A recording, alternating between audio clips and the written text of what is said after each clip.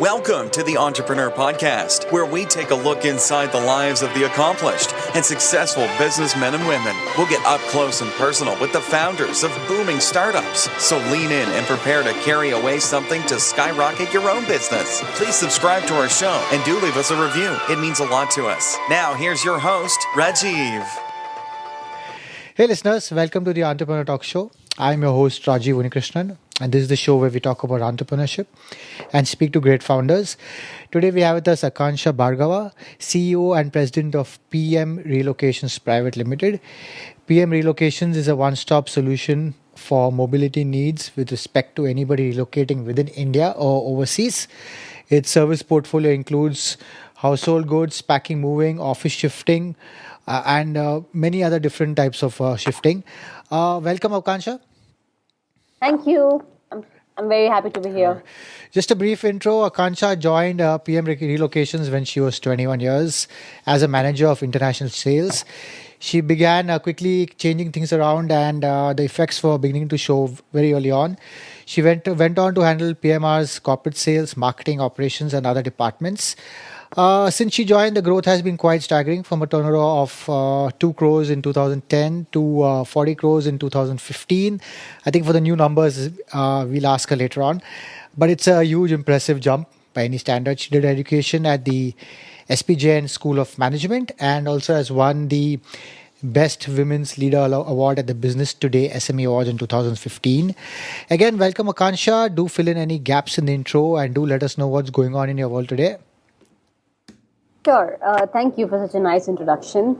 I think the industry that I am from and I belong to is a very unrecognized and a very unorganized space in my part of the world. Correct. In fact, not just in India, but globally. If you think of shifting homes or like shifting to a new world, there are still no clarity of how this process works and which are the leaders or how professional people are going to be who are going to walk into your house. Especially India, when you're obviously at the alert all the time and you don't know who to trust and who not to trust. Yeah. So when I joined, this is my father's business. He started in 1986. Okay. Just when I was born, I was 6 months old. And he went ahead and, took the plunge, and he's the first generation entrepreneur. And he started from Kolkata. That's where I was born. And for the 20 years that he was running the company, he never thought I would do this. Primarily because of the kind of industry this is, and women are not really into the labor-intensive side of the world in the country. Correct. And there are a lot of challenges in terms of your vendors, your labor, and also at the end of the day, it's not considered a very typical, exciting, glamorous business. It's like when I finished my MBA and I had to start working. It was like, why are you not joining a consulting company or a FMCG or getting into some really like great, awesome, good-looking job? And they were like, you're getting into a transporter business. I said, hold on, we are not transporters, So that's a statement and introduction I've been saying for a very long time, that I'm not a transporter. That's how I start sometimes. Yeah. Okay. So carry on. So just keeping it short. So that's how I started, and when I got into it, I was not very encouraged by people except my own father and my mom. And they said, do what you really believe in. So when I started, it was a big hurdle in front, because we were a stagnant company. We were not growing because my dad never thought anybody's going to do this. And nobody took me seriously. My clients didn't, my staff didn't, my suppliers didn't, the world outside didn't. Yes, but I believed in the next 6 months when I was here, I realized that there was so much of a gap, because when people don't know what you do and you have to introduce with like a full paragraph and not one line, then you know that you have a huge scope to change the way people look at your business. Correct. So that's the journey I've taken up. Okay. And I think it's a long way to go, because we're still doing a lot of B2B. Okay. Yeah. So before we get into the actual business, first, any passions outside of work? I've been a dancer for a very long time in my life. I don't do that a lot now, but I want to start somewhere again. I've been a trained Kathak dancer for almost like 20 years of my life. I was heading my choreography society in my college and then B school, and did a lot of shows and stuff like that. But that's something I want to start again. I learned piano in the middle. I have started that again. So I do my piano lessons and my I want to start my dance again. Okay. Yeah. And yes, I love Bollywood and cricket, like a typical Indian, a typical Indian does. So tell our listeners a bit about PM Relocations. So PMR today is one of the leading relocation companies in India. We are primarily a B2B player. That is, we work with all the corporates that have relocation policies for their people when they move across the world. Okay. We also look after global mobility contracts where we don't just move from India, but we also move people from a Singapore to a London or a Singapore to a New York. So, or from a Shanghai to a Beijing. So it's a global contract that we run from. So the mobility industry works on these global tenders and contracts. So today we stand pretty aggressively working with almost the top 50 companies of the world, starting from the Microsofts, the Pepsis, the Coca-Colas, and American Embassy, the American School. We are now getting into the B2C market in the country because I realize, like I said, it's a huge, huge market and it's not untapped because anybody and everybody who has to move still don't know who to go to. They have to Google out and they still are very stressed and confused and very, very Correct. terribly afraid of giving their stuff to somebody they don't know. So we're trying to change that. We're trying to come up with a new brand called packmoverelocate.com, which is an online platform for anybody who needs to move. So you can log on, you say, I want to move from here to here. We do an online survey. We'll also call you. And then everything is our headache. Okay. That's where we are. And Okay. so we've just taken off and we are in the momentum of growth. Excellent. Hopefully it's going to be a 40 to a 75, then to 100 and 200 soon. Yes, I'm that's sure. So what's the vision for PMR? So we want to be a complete end-to-end relocation solution provider. Okay. That is, you need to, like, right from the time you have to think of moving to the time you're settled, everything needs to be taken care by us, right? From the time of getting your departure help to, paying your getting your bank account closed, getting your driver license done and everything, to shifting your house, to finding your house, to getting your carpenter, plumber, electrician, anybody that you need help from, okay. setting in the city, your council, putting your kids to school if it's an international assignment, setting you in, and basically like a 3-month window to help you feel at home. Correct. That's the entire vision that we have. That you think of moving, and not worried. You just log on to us and we take care of everything. Correct. So, is it only you running the show? I mean, like in the CEO or anyone helping you? I mean, any main people helping you out also in the business? My dad and my mom are still part of the business. I mean, I think my dad has been a mover all his life, and he's going to be telling us he's really passionate about this. And everything that we've learned in terms of the operations and the nitty-gritties of how things should be done comes from him. So he's still around. He's very much mentoring us. He's filling the gaps, the growth, because when you're jumping in growth, you're running very fast, right? Correct. You want to make sure that you don't compromise on your quality and service because it's a very delicate business. Somebody entering your house could be anybody, right? And there could be a packer, even one glass breaking or small things. He needs to be well dressed. He needs to have the iCard, and so there are a lot of these measures that we take. And hence, when you're growing very fast, things can be compromised. That's what we don't want. So my dad sort of looks after that we don't compromise things. Okay. And my mom has been doing the finance for a while for the company. And of course, she just oversees. Now we have a team in place. But yeah, they both are pretty much part of people. Okay. And what do you reckon is the market sizing opportunity for this space? I mean, any rough numbers as such? Honestly, the market size is very difficult to anticipate because nobody has ever written or talked about this. We've had the top, even the big fours talking to us and they didn't find any data. But, I think if I look at the whole immigration, international home search and moving, I think I definitely see it close to a 10,000 crore INR beyond that as an industry. Oh, damn good. Okay, so in terms of competition, we have Agarwal Movers, Easy Move, DTDC, etc. So where does PMR stand in terms of its USP actually? So that's what I started from, right? When I started, we were considered same as a FedEx and a Gati, and that's what you just said, DTDC. Yeah. So DTDC does not do what we do. Okay. At all. So they are not in our space at all. So that's the differentiation one needs to make first. So that's the goal we have. Like when you look at an Easy Move, it's an aggregator of movers. They will give you 10 quotes and then you choose and you move who you want to move with. Okay, At the okay. end of the day, the trust or the responsibility is not taken by any one brand. And Got it. Agarwal has been more, is also a transporter where they do a lot of 3PL activity. Okay, A okay. DTDC does not do household goods moving at all.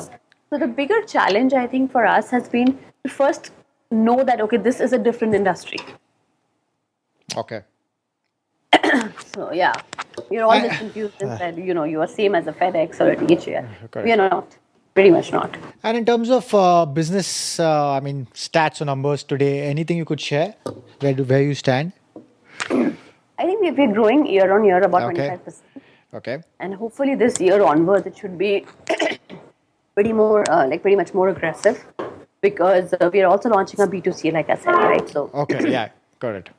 B2C obviously gives you much more volume and it gives you much more market penetration. Correct. And yes, we're looking at investments, we're looking at funding. Once we have that, we'll be obviously getting out there, building a better product and getting out there, doing some marketing, talking about the differentiation of the brand. Because when we look at moving, usually the idea is about tempo in a truck. We want to change it to care, sensitivity, Yeah. Yeah. perception, Yeah. like vulnerable, somebody looking after you, somebody you can trust, and like your first friend when you have to. Correct. So moving to like a two-part question. First, in your many years, what have you seen as the evolution of the relocation industry? And number two is the key challenges faced by, let's say, logistics companies in India. I think when I look at the relocation industry, I do see that people know that it's a problem. That's why you have the easy move and the Yeah. Yeah. calls and all these tech companies coming in who feel that they can solve the problem with bringing technology, which is obviously a definite need. I don't say it's not. So I just feel that people do realize that there is a huge need.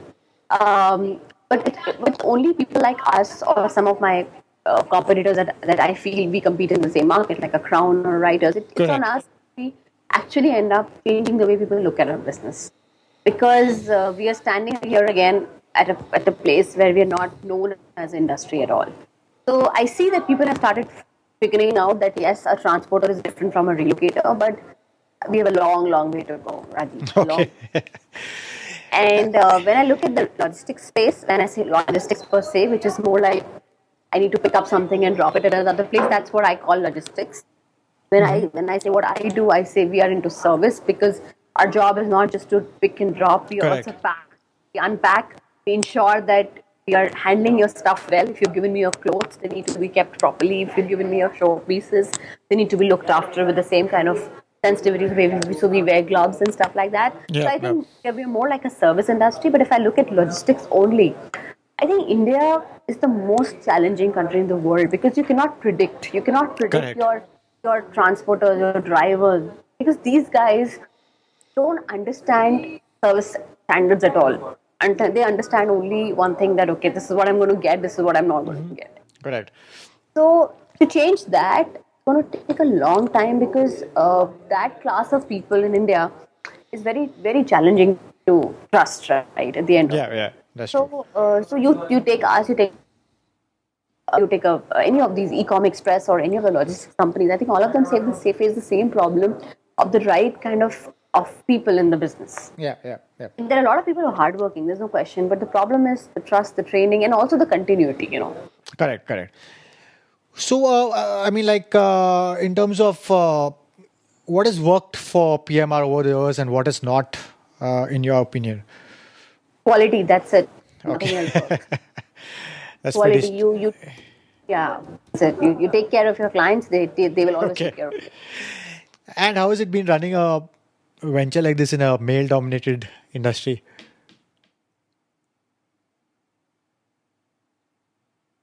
I always say this, and I mean, I always believe this. Women are so much more careful and particular about their homes. Like Absolutely. if I look at my own house, my husband doesn't even care where's what kept. I'm so particular. My stuff needs to be here, and that's how it's supposed to be. So I think women are the best suited to do this. Honestly, because they will care.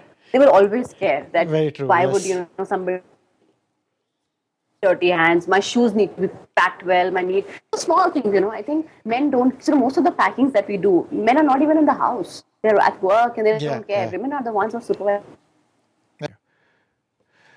So, who are the greatest influencers in your life? My father, I mean, I think I cannot go beyond how much he's trusted me. He's made me think in a certain way. He's made me believe in certain things that I would never do because he never said you may not be able to do this. He always said you think you can, you can. That's it.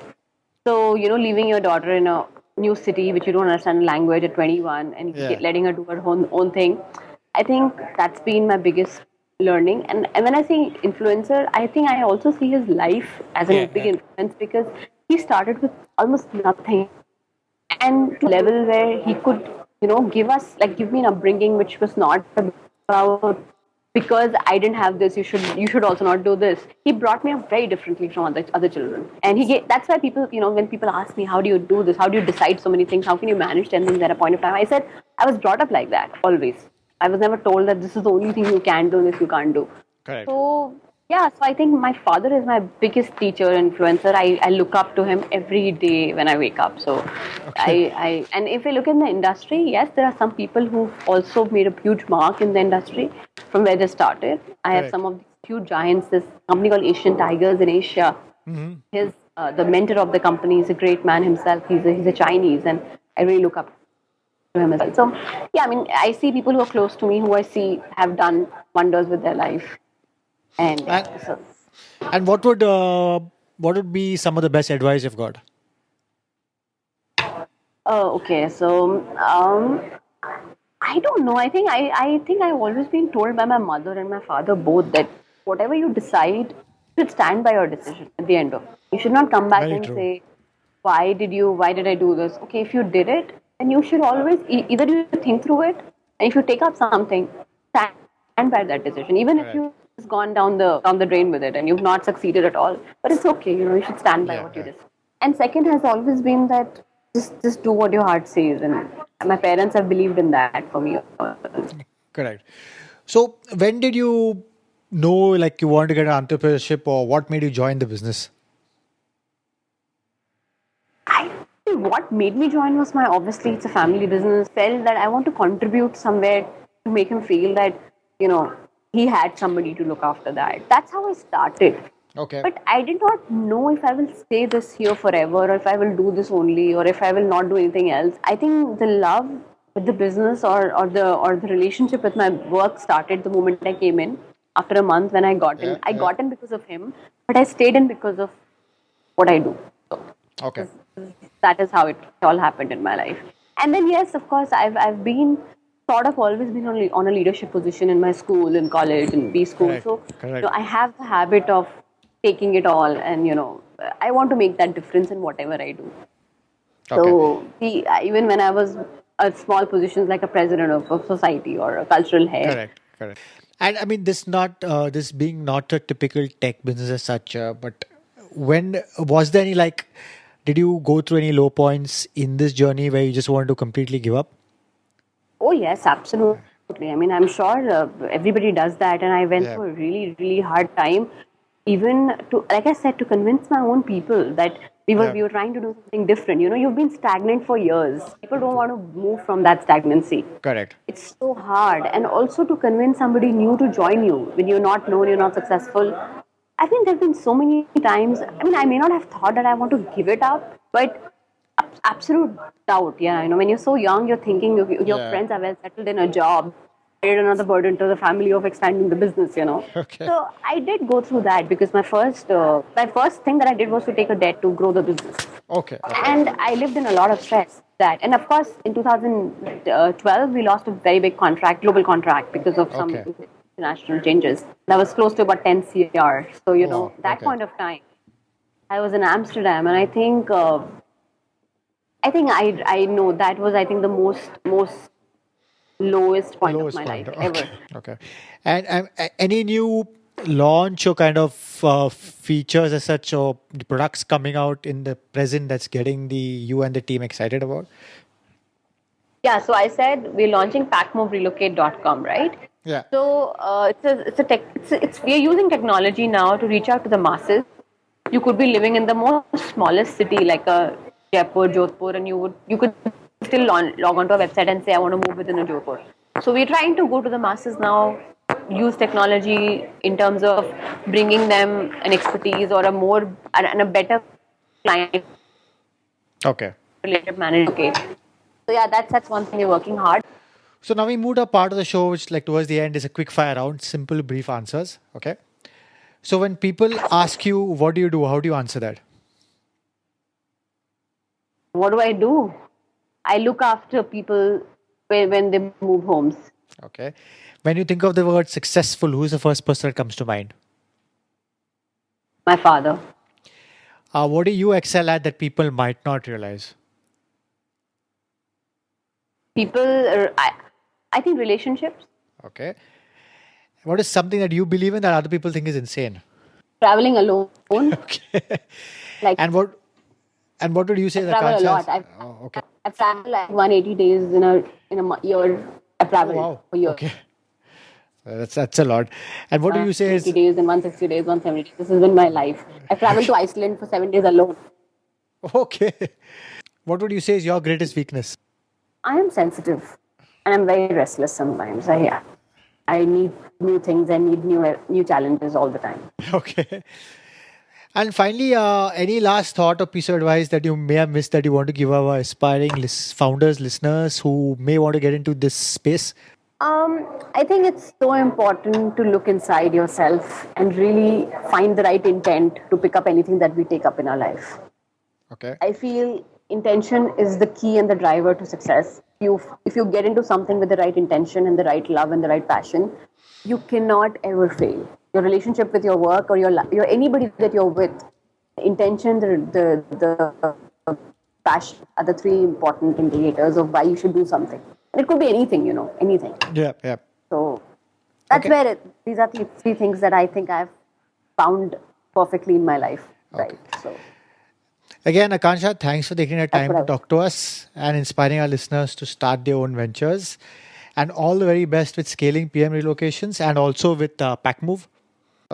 So do visit PM Relocations and also visit us at the Asian Entrepreneur to get the show notes. And please subscribe to our show on iTunes and the various web platforms. Hey Rajiv, thank you so much for doing this because pleasure. You are the kind of people who bring in some so unknown people and industries in limelight because it's important to talk about what people do are not regular businesses. Thank you so much. Okay. It's really great. Thanks a lot. Thank you. Thank you for listening, and please subscribe to the show so you don't miss an episode. In the meantime, head over to theasianentrepreneur.com and check out show notes and other information to motivate you in your entrepreneurial endeavors.